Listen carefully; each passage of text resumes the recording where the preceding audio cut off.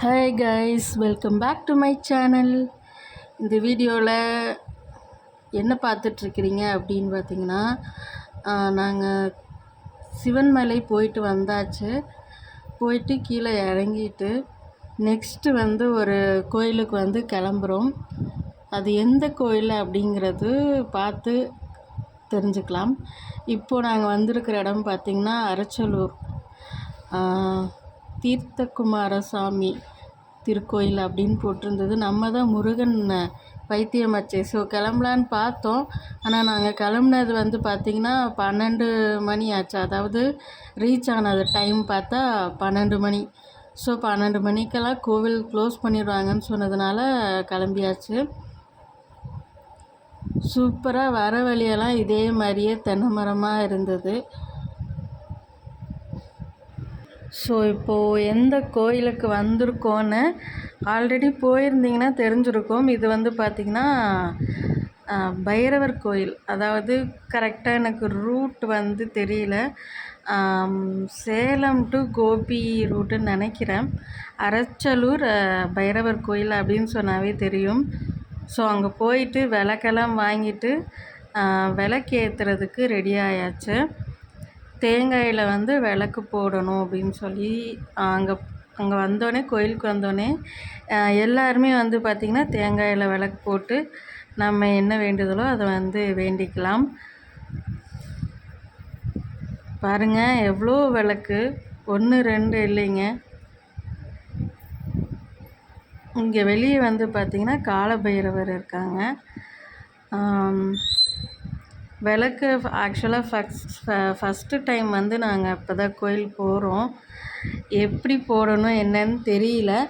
அதெல்லாம் ஒருத்தவங்கள்ட்ட கேட்டுட்டு இப்படி தான் போடணும் அப்படின்னு சொன்னாங்க. அது மாதிரி இப்போ விளக்கு போடுறேன்.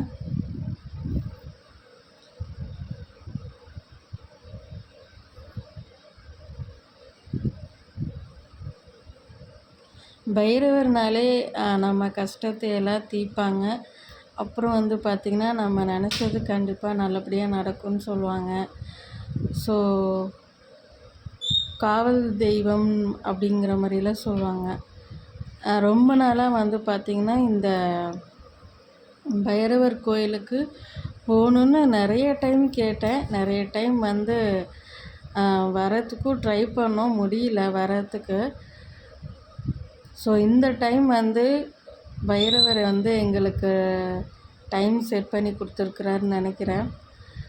ஏன்னா இந்த டைம் தான் வரத்துக்கு என்ன சொல்கிற சூழ்நிலை கரெக்டாக எங்களுக்கு அமைஞ்சது. கோயிலுக்கு போயிட்டு அவசரமாக சாமி கும்பிட்டு வர்றதுலலாம் திருப்தி இல்லைங்க. பொறுமையாக நிதானமாக உட்காந்து நம்ம விருப்பப்படி சந்தோஷமாக சாமி கும்பிட்டுட்டு வரணும். ஸோ அந்த மாதிரி இருந்தால் தான் நான் கோயிலுக்கே போவேன். அவசரமாக கோயிலுக்கு போயிட்டு வர மாதிரி இருந்தால், அப்படி இருந்தால் நான் கிளம்பவே மாட்டேன். வீட்டிலே இருந்து சாமி கும்பிட்டுக்கலாம் அப்படின்ற மாதிரி ஆகிடும்.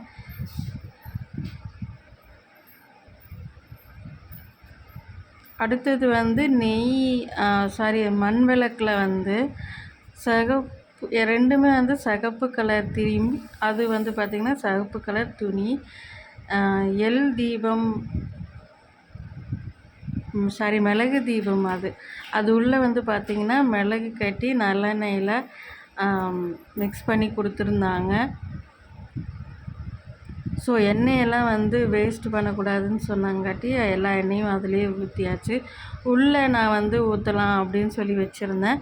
உள்ளெல்லாம் ஊற்றக்கூடாதுன்னு சொன்னதுனால எல்லா எண்ணெயும் பார்த்திங்கன்னா அதிலே ஊற்றியாச்சு. எனக்கு இந்த கோயில் பர்சனலாக போனது ரொம்ப ரொம்ப மனசுக்கு திருப்தியாக இருந்தது.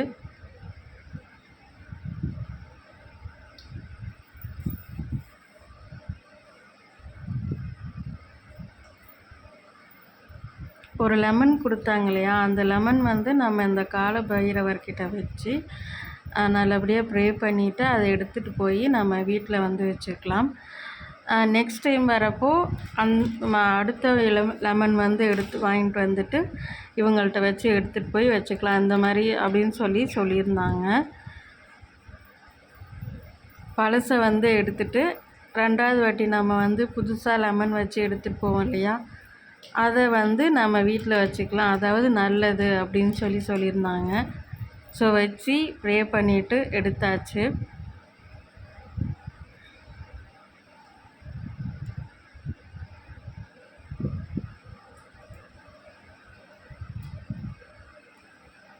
நானும் பாப்பாவும் வந்து பார்த்திங்கன்னா சாமி கும்பிட்டாச்சு.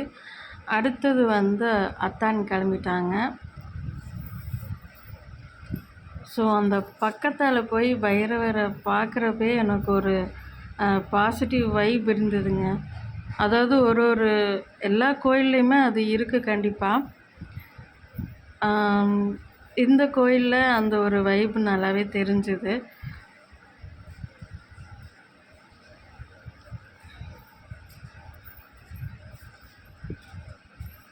வீடியோ எடுக்கிறதுக்கு கோவிலில் பர்மிஷன்லாம் வாங்கிட்டு தான் பார்த்திங்கன்னா வீடியோ எடுத்தோம்.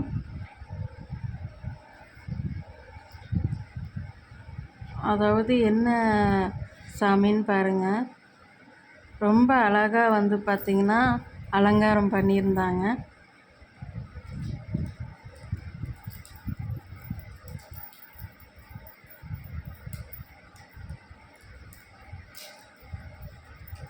ஸ்வர்ண ஆகர்ஷ்ண பைரவர் அப்படின்னு சொல்லுவாங்க இல்லையா, பக்கத்தில் விநாயகர். இங்கே வந்து பார்த்திங்கன்னா அவ்வளோ அழகாக இருந்தாங்கங்க, அம்சமாக சூப்பராக இருந்தாங்க. எனக்கு ரொம்ப பிடிச்சிருந்தது. பார்க்க அப்படியே இருந்து ப்ரே பண்ணிகிட்டே இருக்கலாமா அப்படின்னு சொல்லிகிட்டே இருந்தது. இது வந்து பார்த்திங்கன்னா பஞ்சலோகத்தால் செஞ்ச அந்த பைரவர் சிலை. அப்புறம் வந்து பார்த்திங்கன்னா இந்த கோயிலில் இந்த மாதிரி வாட்ஸ்அப் குரூப்பும் இருக்குது. ஃபேஸ்புக், இன்ஸ்டாகிராம், யூடியூப் சேனல் எல்லாமே இருக்குது. உங்களுக்கு இந்த கோயில் பற்றின டீட்டெயில் ஏதாவது தெரியணும் அப்படின்னா நீங்கள் இந்த குரூப்பில் பார்த்து தெரிஞ்சுக்கலாம். கோயிலில் நான் முன்னாடியே சொன்ன மாதிரி நல்லா ப்ரே பண்ணிவிட்டு கொஞ்ச நேரம் உட்காந்துருந்தேன். ஸோ மனசுக்கு ரொம்ப ரிலாக்ஸாக இருந்தது. இன்னொரு அதிசயமும் நடந்தது. அது என்ன அதிசயம்னு பாருங்கள். எங்கேயுமே வந்து அந்த ஒரு ஜீவன் இல்லை. ஃபஸ்ட்டு நாங்கள் உள்ளே வரப்போ திடீர்னு நல்லா ஒயிட் கலரில் அவங்க வந்துட்டாங்க. வந்து அவங்க தனியாக தான் உட்காந்துருந்தாங்க. அப்புறம் என்னன்னு தெரியல, திடீர்னு வந்து அத்தான் பக்கத்தால் வந்து உக்காந்துட்டாங்க. பைரவர் கோயிலுக்கு போயிட்டு பைரவர் வந்து உட்காந்தா மனசுக்கு எவ்வளோ சந்தோஷமாக இருக்கும் சொல்லுங்கள். கடைசி வரைக்கும் அவங்க நம்மளை விட்டு நகரவே இல்லை. நல்லா கையில் சாஞ்சு படுத்து தூங்குறத பாருங்கள். எல்லாருமே அந்த கோயிலில் நம்மளைத்தான் பார்த்தாங்க. ஏன்னா அவ்வளோ பேர் இருந்தாங்க. அங்கே வந்து அவர் போவே இல்லை, நம்மக்கிட்ட தான் வந்தார். அதனாலேயே ஒரு 1/2 hour நாங்கள் அங்கே உட்காந்துட்டோம்.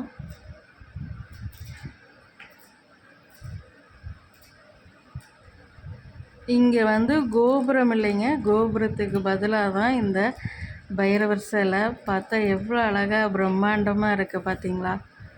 பாருங்கள், அவர் வந்து நம்மக்கிட்டேயே தான் நிற்கிறாரு.